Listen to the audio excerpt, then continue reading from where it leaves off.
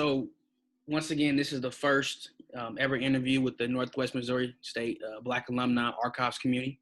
My name is Anthony Ealy. I'm the committee chair. I'm a recent Mizzou Law School graduate. I just passed the bar. I'm going to let Montez go ahead and introduce himself, and then I'm going to turn the floor over to you, Dr. Mallet, so that way you can introduce yourself and just tell us a little bit about your background.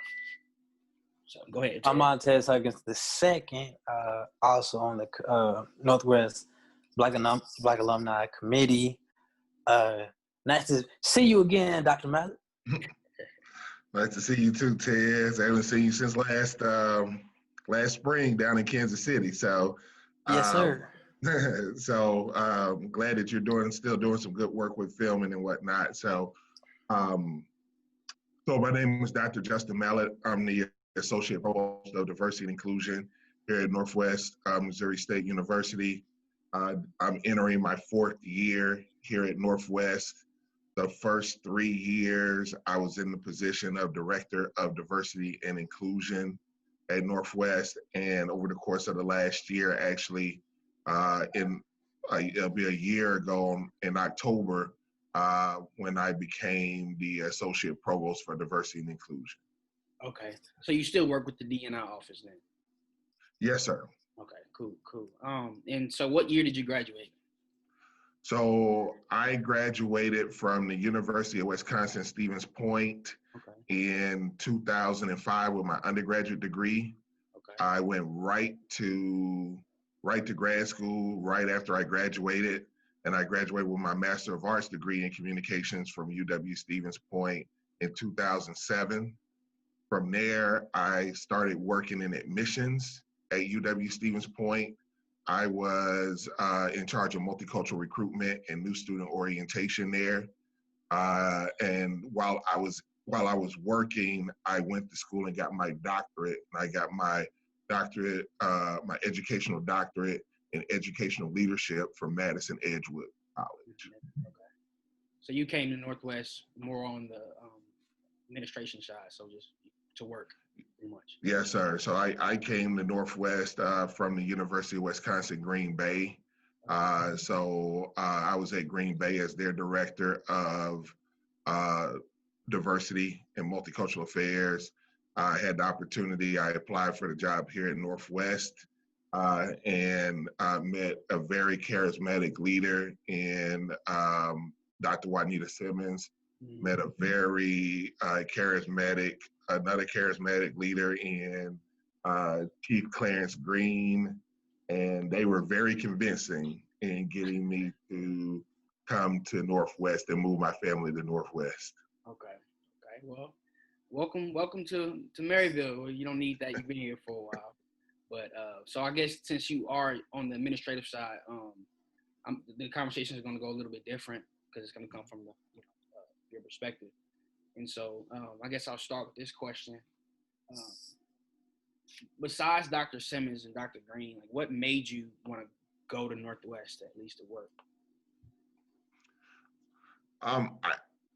Well, to be honest with you, the diversity and inclusion team, the diversity and inclusion team as a whole was a selling point. So I had a couple of choices when I got the job offer here at Northwest. I had a job offer from Penn State University, and I had this offer on the table. And the selling point for me was the coordinators and the whole diversity, at that time, DEI, the whole diversity, equity, and inclusion team. I don't know if you are aware of this, Anthony, and I know Tez is probably aware of this. That department was all Black. We were all Black department at Northwest, the diversity, equity, and inclusion department. So on the diversity side, you had myself and 2 coordinators, in Ed Gibson and Gabby Ray. Right. And then on the equity side, you had Rebecca Lawrence, and you had her investigator, her Title IX investigator, which was Rachel Brooks. And then Juanita Simmons was the vice president of diversity, equity, and inclusion. We were all Black. We were an all Black unit. That was a huge selling point. And yeah, I know we all know Dr. Simmons. I don't know how you felt about Well, I thought so. Steve Bryant left. He left the office because he was there when I was there. Yeah, so Steve Bryant left the office in 2017, which then opened the door that allowed me to come in. Okay. So before we move on to more questions, hey, I want to let Rodney McDuffie, he's another committee member, introduce himself. Hello, Dr. Mallet. I'm Rodney McDuffie. I graduated Northwest in 2017. Alum. I did political science while my time was there, and I also was on a student senate during the DEI committee. I was the chair there, and because of the DEI office and the push that was going on in Northwest, I was able to have that role in student senate to kind of affect change. So it's a pleasure speaking with you, someone who's committed fostering diversity, equity, inclusion on Northwest. Oh, thank you, sir. Very nice to meet you. Nice to meet you. And okay, so I have a few questions, but I'm gonna ask one more questions, and I'm gonna let some of my committee members, ask questions that they have. But my next question is, so you said it was a Black office. So how did having an all Black office, like, what did you see the impact of that on students? Oh, I thought it was a tremendous impact on students. I think in my mind, students have this perception that us working in higher education, that anybody who works in higher education, that we're, a couple things. One, we're very rich and we have a ton of money, but also that we have that educational background. And having that all Black department, it was exciting for me, and I hope it was exciting for students to be able to see that and say, okay, if I want to go down this road, this is something that's achievable. Mm-hmm. We all know that higher education isn't built for underrepresented minorities, and we definitely know that the whole institution of higher education isn't built for Black folks. Mm-hmm. And so being able to be in the office and be in a department on a predominantly white campus and be all Black, man, that was incredible. It said a ton about Northwest, but it said a ton about where we have progressed to. Mm-hmm. Okay. Yeah, Montez and Rodney, you got any questions? I just wanted to piggyback off what he said, because just seeing that imagery as being a transfer student, it meant a lot. Just being able to see that and seeing them able to create a safe space for the students to go to, specifically Black students to go to, that it was important to see that. As far as question-wise, a big question I have for you, Dr. Mallet, is that coming into this role, and not to really dig into the politics of what was going on behind the scenes, because I got a glimpse of that, but did at any point did that deter you from staying in that position, being that there were some ulterior or negative things that were going on behind the scenes as far as proper representation, or just trying to maintain that safe space for Black students to come to, although there was some backlash when some white students or other ethnicity groups wanted a safe space and they didn't feel that comfortable in in that space that we had temporarily? I don't think it deterred me. It actually kind of motivated me a little bit more to make sure that our students had everything that they needed to be successful, because I knew myself from lived experience going to a predominantly white institution what it was like. And then I had the opportunity of working in a resource center that was geared for underrepresented students to be safe and to be okay. So it motivated me a lot more. I'll also piggyback on this. The one other thing that also, I don't want to say it made people nervous, but we were also, everybody at that time, all of us were very, very educated as well, from top to bottom. You had Dr. Simmons, who had her doctorate degree. You had myself, who had a doctorate degree. You had two coordinators who had their MBAs. And then you had Rebecca Lawrence, who had her JD. And then you had Rachel Brooks with her master's degree. we were also very, very educated as well. And so I think that made some people nervous. I mean, that's just honestly speaking. But we all came in and we knew what our goal was. Our goal was, yes, we wanted to make sure our professional goal was to make it an inclusive environment for everybody. We wanted to make sure that all of our identities were safe and okay. But from a personal perspective and a personal goal, we wanted to make sure that we created an environment for our Black students that allowed them to be successful in the classroom and outside of the classroom. Because what we didn't want to happen is from our lived experience and our lived life, the one thing that I always say is I don't want to go back to where I came from. Mm-hmm. And we wanted to do the exact same thing and provide the exact same opportunities personally for our Black students as well. Yeah, it's always good to have a place and opportunity for, for people that look like us, because it can be hard sometimes, especially in political environments. So what about Rod? You got anything you want to say? Yeah. So, just kind of like stemming off of what you said, very educated, just top from bottom, and that it was a goal of like you, Gabby, Juanita, Ed, and Rebecca to make it an inclusive environment for Black students. What would you have to say to current minority students now and in the future coming to Northwest, especially we kind of saw some of the political things or in time of Black Lives Matter and like George Floyd, those things that were surrounding campus kind of in the summer. What would you have to say towards future minority students to coming to Northwest? Because I know you're fostering that inclusive environment. I think the number one message that I have for incoming students is, if you come here, we got to have some very realistic conversations, and realistic conversations to the point where you feel comfortable. Are you coming to a predominantly white campus? Yes. Are you going to be in situations where you're the only minority in the classroom? Yes. But if you come in and you have that mindset that you're going to influence change and you want to be part of that process, Northwest Missouri State University is a great place to go to school. It's a great place to go to school to learn what it's going to be like in the outside world when you graduate, but it's also a place where you can definitely influence change.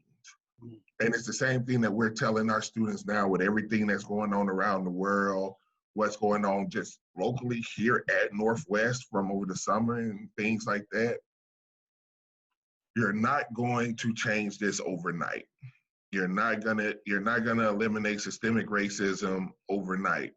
And so for our current students that are here, you have to be okay with building the foundation. If you ask me, the most important part of building the house is the foundation. You build a strong foundation, that house will never break. And so our current students have to be okay with building the foundation. Our future students have to be okay with building the rest of the house. And if they're okay with building the rest of that house, this house will be unbelievably strong.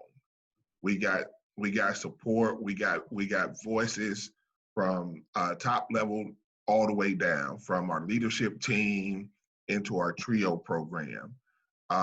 We just counted it just last week. We have over 40 Black employees on this campus right now.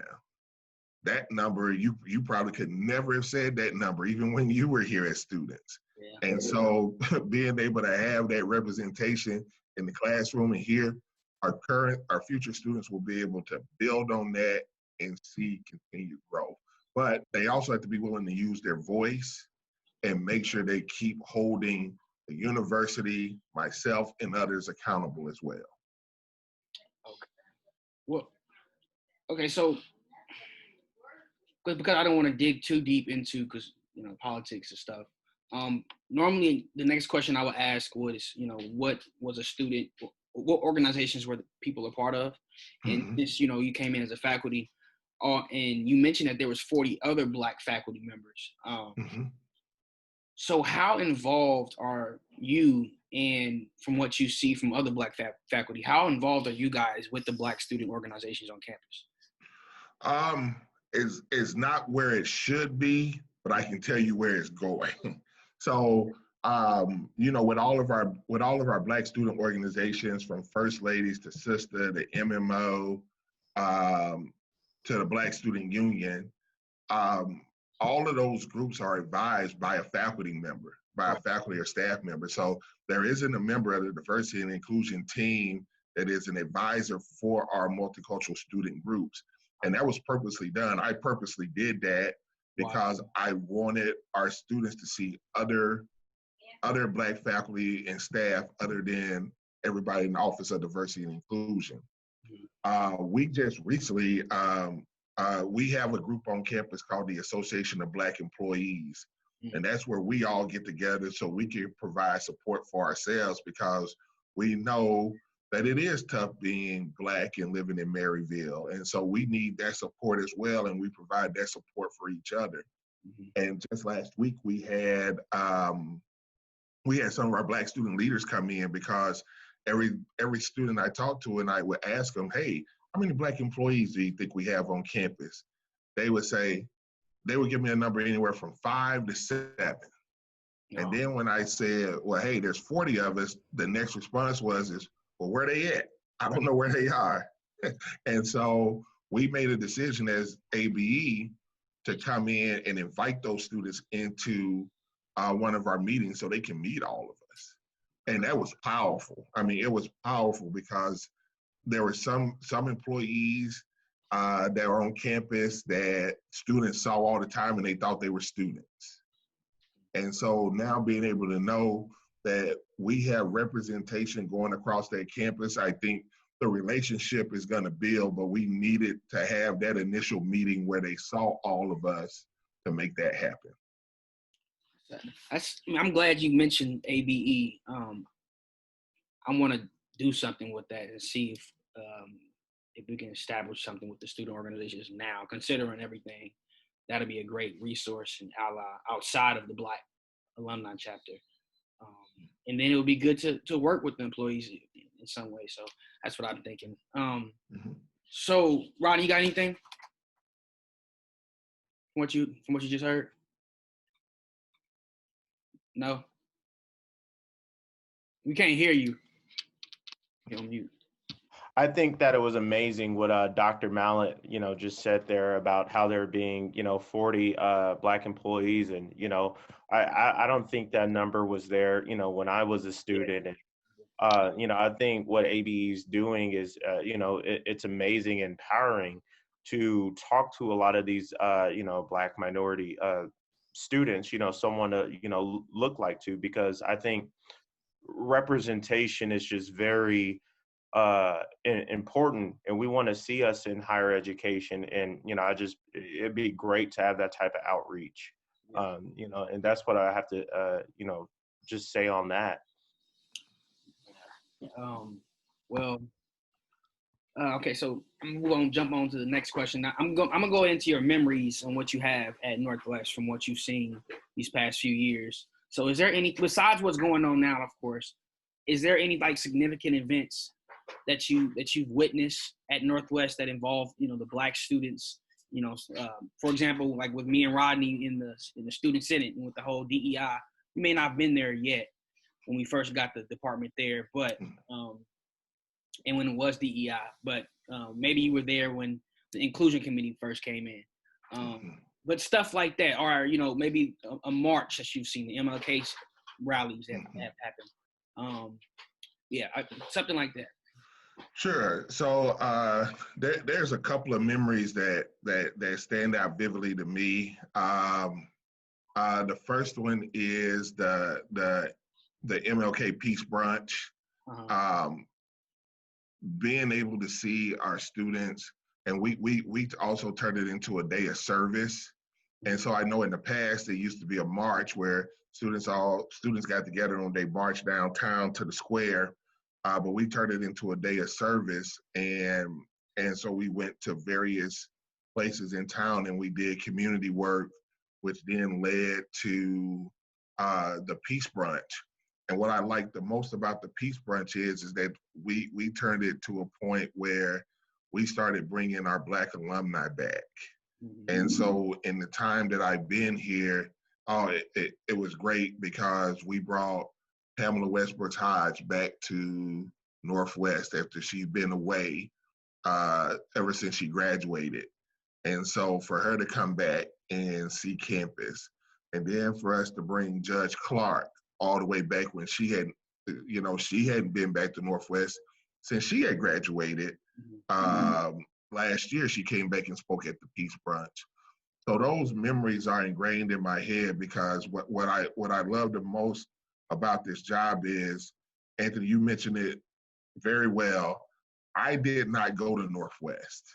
So I can't provide that lived experience of what it's like to be a student at Northwest.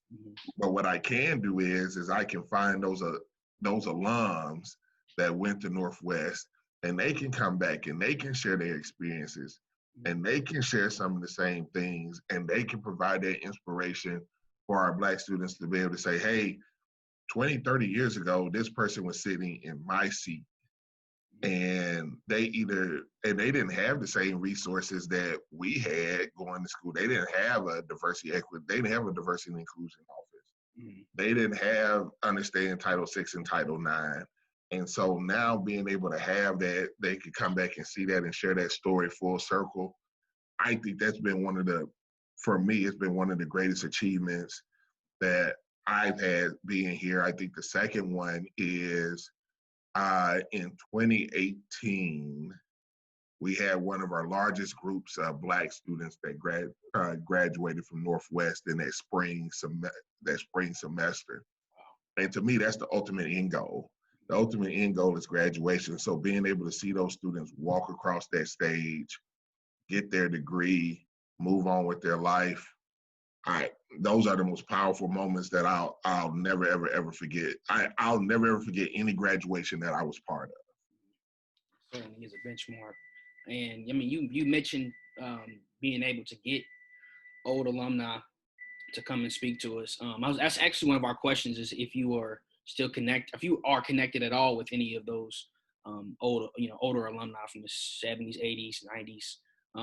That would be, we don't have yet. They will be willing to come back and speak with us because we're trying to get photos, videos, old stuff, memories out and share them out there with the public. So, most definitely. I've been very fortunate to be able to meet a lot of the older alums from the moment I started here, from Kelvin Parker Sr. to O.T. Newman. We instrumental in even finding Mr. Joe Bell and having that initial conversation with him about coming back. I pride myself in being able to say, okay, who are some of those older alums that graduated, left, never came back? Because I think they need to see what they helped build. We talked about that foundation again, what they helped build, and our students need to see that too. They need to be able to see that history of people who paved the way. And it's not just our older alums from the 70s and the 80s and the 90s. I mean, the work that, Anthony, you have done, the work that you've done, Rodney, about being on Student Senate, being involved, having that co-curricular experience. It's more to going to college than just going to class. And I think the work that you all have done as well should be explored, explained, and celebrated, because I think that's very key as well. And it won't be before long you'll be getting a phone call from me saying, hey, are you willing to come back? Are you willing to share your story? Are you willing to share your experiences? Yes, we're certainly planning on interviewing a lot of people. It's just going to take time, because it's a lot of graduations that have happened since. And I don't know if y'all know some of the history, but I was very fortunate that Kelvin Parker Sr. gave me a book Mm-hmm. He gave me this book about like all of the Black events and Black history that's taking place at Northwest. I need to get that book because what's the book called? We're interviewing him soon, but what's the book called? Yeah, it's just he just took it was like a flip book. It was like a book of like old newspaper articles, Okay. and he put it all together. And there's a lot of history that is taking place here in Northwest, like Dick Gregory visiting campus and doing a whole speech on activism and the whole 9 yards. The Shy Lights coming and performing on campus. A lot of stuff about Black homecoming, Black Greek week. There's a lot of Black history that took place on this campus. And so I have it. I recently shared it with our archives department because we want to make sure that we make it all electronic. So when you do want to access it, you should be able to go to the library website and be able to access all that information. Okay. Yeah, and I know Bob has reached out about collecting some names of individuals he should reach out to about their whole initiative that they're doing also. So that's good to know. I didn't know about the All Black History book. That's helpful. Yep. You got anything? You know, I really do agree. So I guess kind of like for a question for you, what do you see the future of Northwest kind of like transforming, you know, to, you know, now we're starting to, you know, get the alumni committee, African American committee, you know, up and running. You know, you have the ABE. What do you see the future of involvement of diversity, equity, inclusion on campus? I think we're going to be at the forefront. I can tell you ever since everything that happened over the course of the summer, we've just been working and working and working. And myself personally, I've been working to put some things in place that's going to stand the test of time here in Northwest and be able to push through. So one of the things I just instituted today was creating a very strong diversity and inclusion training program for all of our employees. And not just for our employees, but we're going to do it for all of our students, and we're going to do it for the community members as well. So just last week I did a presentation on microaggressions. What are microaggressions? Different types of microaggressions. Here are the effects that microaggressions have on students and other folks, and then how to address microaggressions if you either receive one or if you witness one. We had 120 employees at that training, and that was done over Zoom. We're currently doing a book club where I believe that you got to read in order if you really want to become anti-racist, you got to be able to read and understand kind of where things are as well. So one of the books we have our faculty and employees reading is So You Want to Talk About Race. And we meet and we talk about that. And one of the biggest questions that I asked last week in our book club discussion was the reason why we can't agree, the reason why it's so hard to talk about racism is because no one can definitively define racism. If you ask 10 different people to define racism, you're going to get 10 different answers. And then you start asking our faculty and our staff, how do they define racism? And it was going all over the place.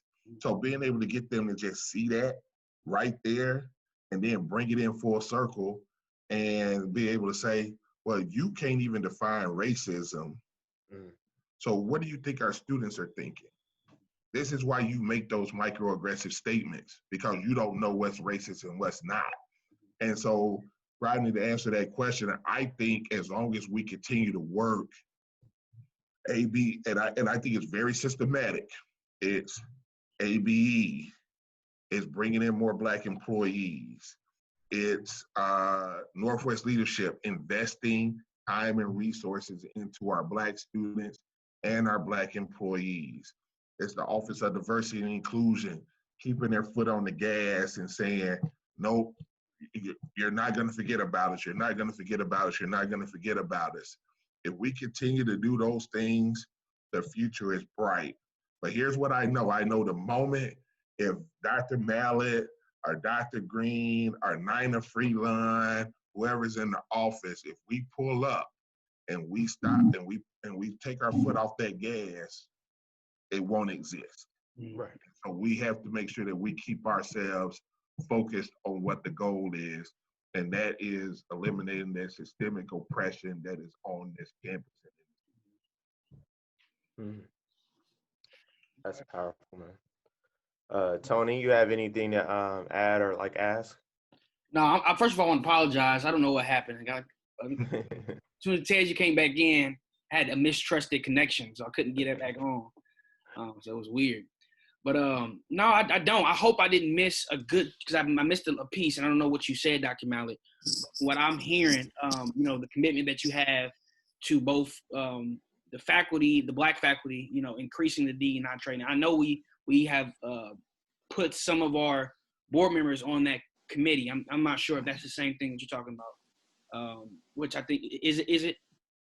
No, this is something completely different. This is, we need to, we required a mandatory training for all of our employees to go through, and our board of regents and the foundation and alumni board.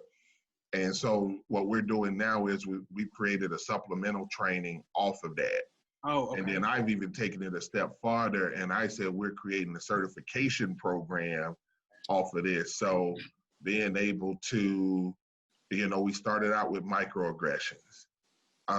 In a couple of weeks, I'm gonna do a presentation on implicit bias. Okay. And then we're gonna go to systemic racism, and we're gonna go to intersectionality. And then they have to be a part of a book club to be able to move on to the next level. Mm-hmm. And then in the next level, we're gonna start to look more into the systems and the cultures that exist that causes white people to do and say some of the things that they do, and get them to understand those things. And so then we're going to go to the third level, which is to talk about the concept of racial trauma and healing and wellness and different things like that. And then where we're going to end it with is potentially bringing back some of you all as alums to be able to share your experiences as a student on campus. Did you experience racial trauma? What did that look like? Share those stories.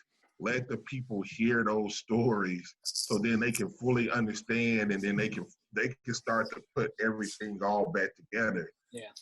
Everybody's asking for this roadmap. Give me the toolkit to not be anti-racist. There is no toolkit, unfortunately. I can't go into everybody's mind and say, this is what you need to do. Hey, Tez, this is what you need to do not to be racist. But what I can do is I can give you those building blocks that's going to allow you to be able to understand what you need to do. This sounds very, very good. I'm glad it's being recorded, because there's still questions about what's going on behind the scenes, and you saying, we've done all of this and I'm pushing for this. I like what you're doing. So I guess one of my next questions, or one of my last questions, is this. So when you're doing this behind the scenes, do students know about this? So, because I know students have questions about, like, for example, I know some very outspoken students who have helped us through this process. And one of the main questions that they ask is, what do we do once we're on campus? Who do we talk to? Who's our resources? And they kind of want us to guide them, but, are they asking y'all the same questions as faculty members who are actually there? And if so, what do you guys do? So that was one of the big things that came up in the discussion this past week with the ABE group. Mm-hmm. And so one of the things that came up was there's a communication lapse, and we needed to get a hold of that communication lapse, and we did that. And so now what I do is I'm the one who updates all the actions, everything that we're doing behind the scenes, in front, everything. So now what I do is once a week, I go in, we create a microsite, a website where anybody can go and see an update on our actions and everything that we're doing. But then the second thing that I do is I email the presidents and the advisors of all of our Black multicultural student organizations. And I give them the exact same update. So everybody has every action that we're doing and where we're at with everything. Okay.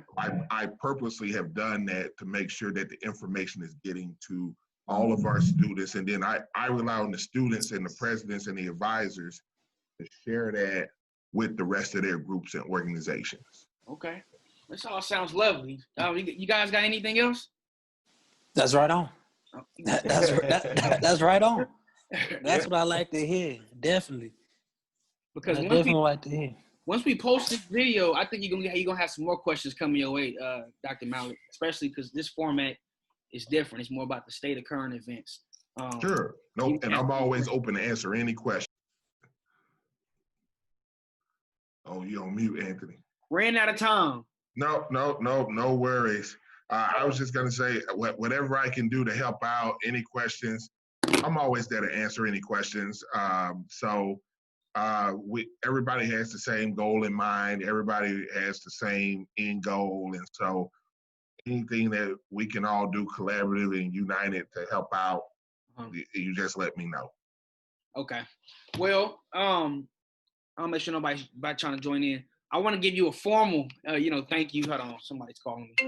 I want to make sure Rodney hear this too. I'm going to give you a formal thank you for your time here tonight. I think you've been very helpful. I'm going to be sure to make sure that, this information is passed on, so more people know what's going on. And but thank you again, man. So you've been so helpful. No problem. Anytime. Rod, you got any good thing you want to say to Dr. Mallet? We're about to wrap up. No, I just want to say, thank you for your time. As an alum at Northwest, I'm very glad that we have somebody like you, with your leadership and your dedication to fostering diversity, equity, inclusion here at Northwest. And I'm very excited, for the future because we know in the current state of affairs, not trying to get too political, but we know that there's a lot of things that are going on in the world, and there's no easy solutions. There's a lot of confrontation, when dealing with race and society. And, we want to, applaud you, for your endeavors in tackling this, because again, there's a lot of people who are not necessarily in your position or in your leadership position who understands the ebb and flows or the pros and cons or the consequences of your decisions. And so we really do, applaud you for that. And, just thank you for your time during this interview. No problem. I'm glad to help. And as I tell everybody, I'll keep working. And the moment that I feel like I can't do it, or I'm not accomplishing what I'm set out to do, that's when I'll walk away. I have no problem if I'm not being effective. I have no problem walking away. And so for me, it's something that I take serious and I hold near and dear to my heart. So I'm going to keep working every day to make sure we accomplish those goals. All right, sounds good, man. This was the first, was trial and error. Now we know what we need to do. I'm going to go ahead and use a different Zoom next time. I'm get cut off. But all right, y'all have a good night, man. Hey, you too. Thank y'all so much. All righty. All right, now.